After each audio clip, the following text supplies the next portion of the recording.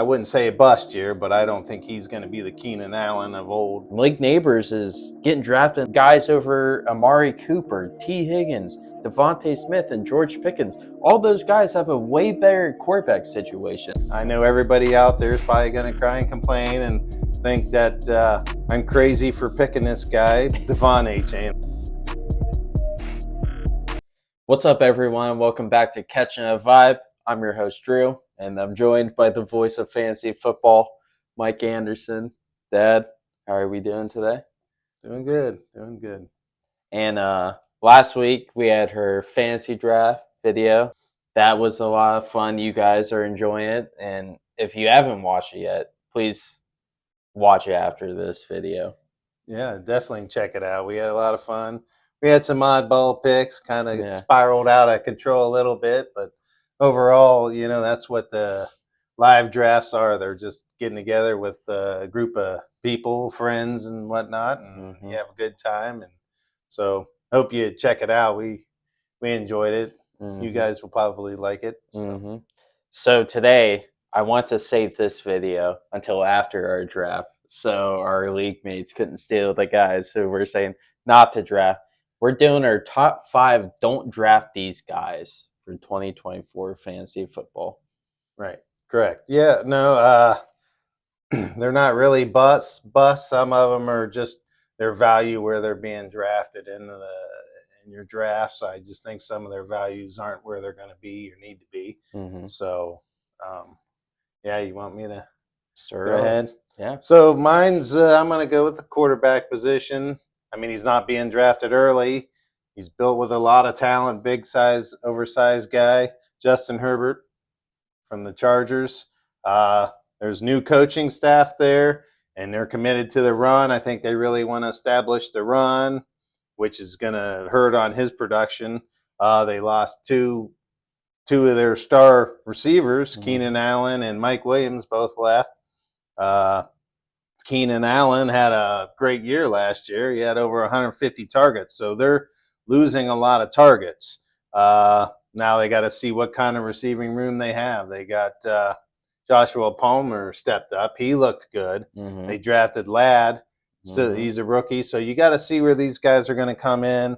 Quentin Johnson, he's kind of hit and miss. I'm hearing a lot of people out there say that he's not looking real good in practices. And so I just think that Herbert's going to struggle trying to find, these guys open downfield. I mean, he's a super talented guy, but I look for him to struggle and this is going to be a rough year. So fantasy-wise, yes.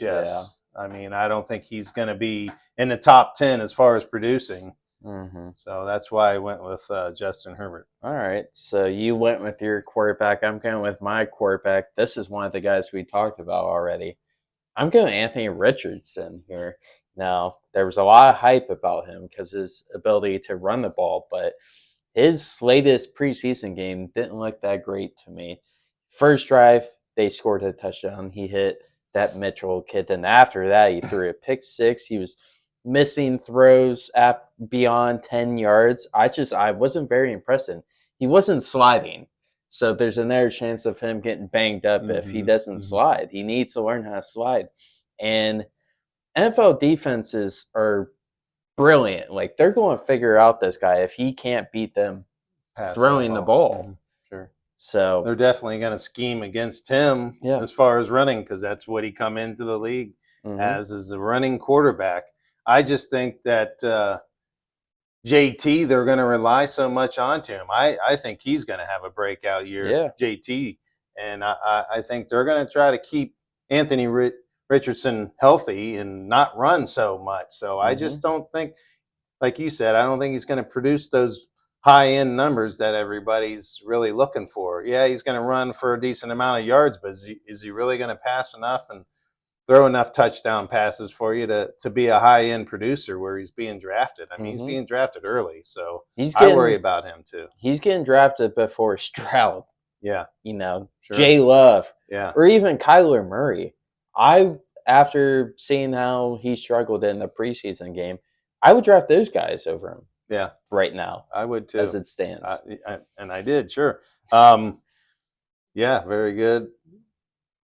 So I'm going to go with the receiver position. I'm going Keenan Allen. You know, I'm just worried about. I'm not worried about his weight. It's just a new scene. They got a new quarterback, Caleb Williams. How great is he going to be in the NFL? I know he's hyped up and he's looked good somewhat in the preseason. Plus, he's got a big that wide receiver room. I think is phenomenal. DJ Moore, who I think's their clear number one, and Rome Odunze looked pretty good. He's a younger guy, faster, big bodied guy, and I think Keenan Allen's going to get a little bit lost in the shuffle there, where he's not the number one receiver where he was in the Chargers. So I think they're still trying to figure out where he's going to be in this pecking order, and I think I look for him kind of to struggle and not be. I wouldn't say a bust year, but I don't think he's going to be the Keenan Allen of old, where he puts up a lot of receptions. So. He's getting older too. He's getting older. He's 30 years old. Yeah. So yeah, I think he's going to struggle a little bit this year. So my receiver, I'm gonna go Malik Neighbors. I think he is super talented. Like I used to think Marvin Harrison was clearly better than him, but I don't know. He just looks different. But he has Daniel Jones as his quarterback. He's not going to be consistent this year at all. Right. I mean, he depends on Daniel Jones to get him the ball in. Their preseason game against the Texans, Daniel Jones had 2 picks right away. Yeah. And struggled. I mean, and Drew Lock, their backup, there were some talks. Maybe if Daniel Jones struggles, he'll come in. And he looked bad in the preseason. So the Giants are just a dumpster fire right now till they get that quarterback of the future. Yeah. And Malik Neighbors is getting drafted in the 4th or 5th round, and guys over Amari Cooper, T. Higgins, Devontae Smith, and George Pickens, all those guys have a way better quarterback situation or offense. Yeah. They're all on a better offense than the Giants are with Malik Neighbors. I mean, if you're in a best ball league, I would take a shot at Malik Neighbors because talent alone, he's phenomenal. And he's going to command a lot of targets, but are they quality targets? Daniel Jones is going to throw him all over the place and not at him. Yeah. So that's the problem with Neighbors. He's a good pick. I agree with you. I'm kind of staying away from Malik Neighbors. I just think that he's way overhyped coming into the year, and you haven't even seen how Daniel Jones is going to handle it and who they got behind him. Danny DeVito. I mean, come on.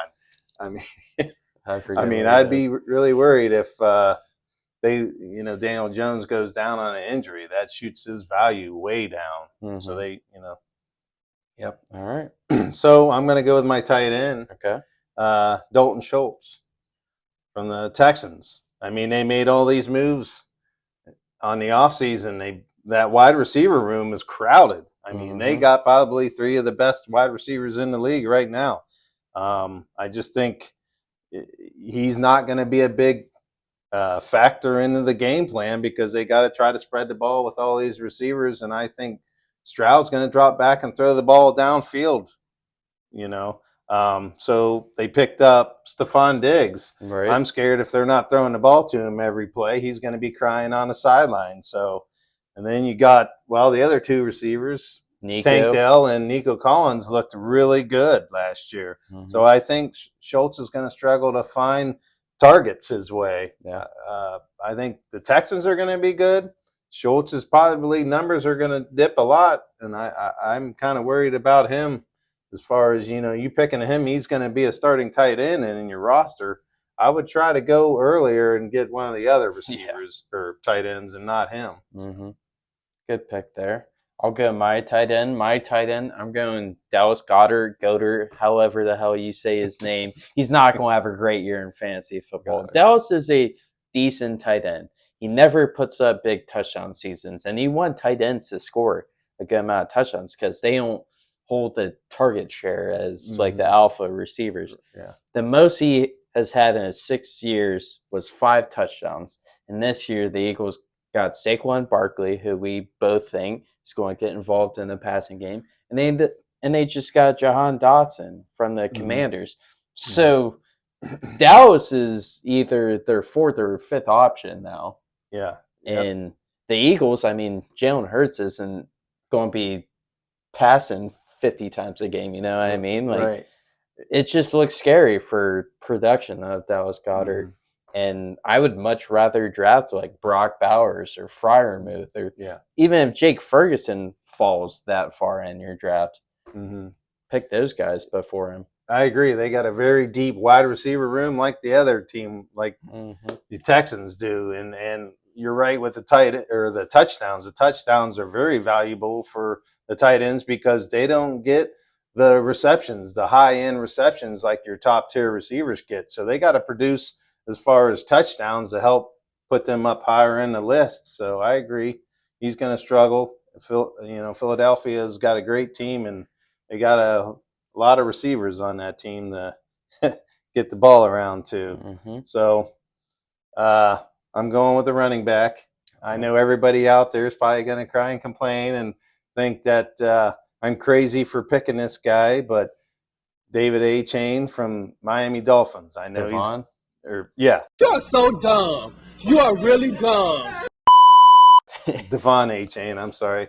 I know everybody's picking him at the turn at the second round, or he's creeping up earlier and earlier in the draft. I'm worried about his production and efficiency. I mean, this guy led the NFL in yards per carry, 7.7 every time he carried the ball. I can't see him staying that high. I mean, he's going to come back down to reality a little bit. Plus, this team is stacked. They got the great receivers in Hill and Waddle. Plus, the other running back that's still there scored 21 touchdowns last year. Mostert's still there. I think he's going to struggle. I think his numbers are going to dip. And, I was looking into some of his stats, and his biggest production was in 3 games. 3 games of the year. The second game of the year was against Denver. He had 18 carries for 203 yards, 2 rushing touchdowns, 2 receptions, and 2 receiving touchdowns. I mean, Miami killed Denver. What was it, 100-0? I mean, come on. And then the second game, which was his third actual game, he had 8 carries for 101 yards. I mean, think of that. 8 carries, he got 100 yards. Most people can't even do that in 20 carries. Mm-hmm. He did that in 8. He had 2 rushing touchdowns in that game. He had 3 receptions for 20 yards. I mean, he's scoring, big fantasy points in these 3 weeks. In his third game, he played against the Giants, 11 carries, 151 yards rushing, and 1 touchdown. I mean, you take those big games out, and I think his production comes down. I still think he's going to be a solid running back, but I'm scared of taking him at that, beginning of the second round, 13th, 14th pick, somewhere in that area. I just think that I think Waddle's going to have a big year. Hill's going to have a big year, and Mostert's still there. And I think his numbers are going to come down. And, is he really worth that high of a pick? I would pick him, but I would like to get him in the third round or a little bit later. But that's who I guess if you want to call that a bust, it's somewhat, because I think he's not going to produce where he's being drafted. Yeah. Well, that's funny because I also have Devon A-Chain, and it hurts to say considering I drafted him in the third round. It just scares me because it reminds me a lot of Jalen Waddle. Waddle in 2022 was great. He had 1,300 yards, 8 touchdowns, 75 catches, and was a top 10 fantasy receiver that year. He was scoring 50 points, 40, 25.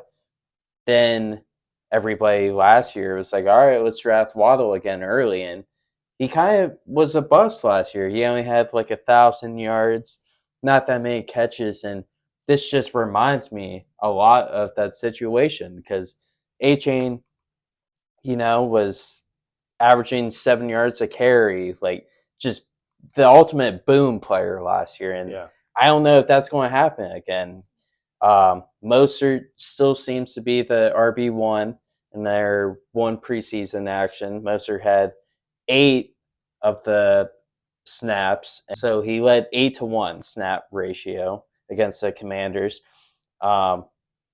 If they split 70-30, Mostert 70%, that scares me a lot too, because you're relying on A-Chain to break a 70-yard run every week or something. He averaged 11 touches a game and missed 6 games, so he has an injury question mark too. Right. So it's scary picking him, but he's super talented. Oh, he's super talented. The thing, like you just said, the number of touches. I mean, he was so efficient with those 11 touches. He produced big numbers.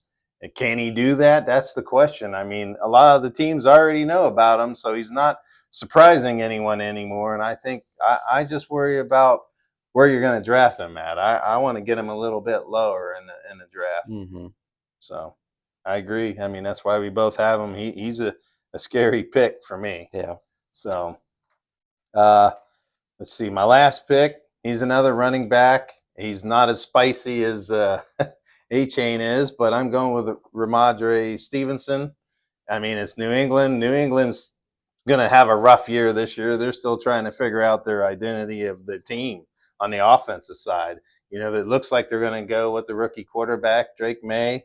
And, you know, Stevenson was a little banged up, only played 12 games last year. He had a high ankle sprain.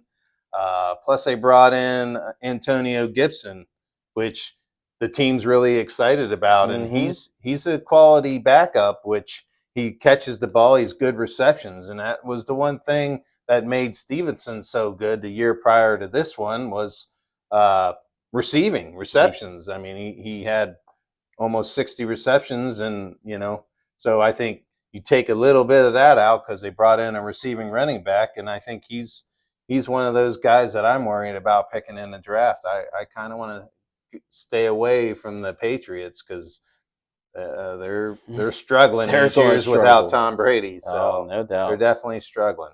All right. My last guy. I'm getting Stefan Diggs here.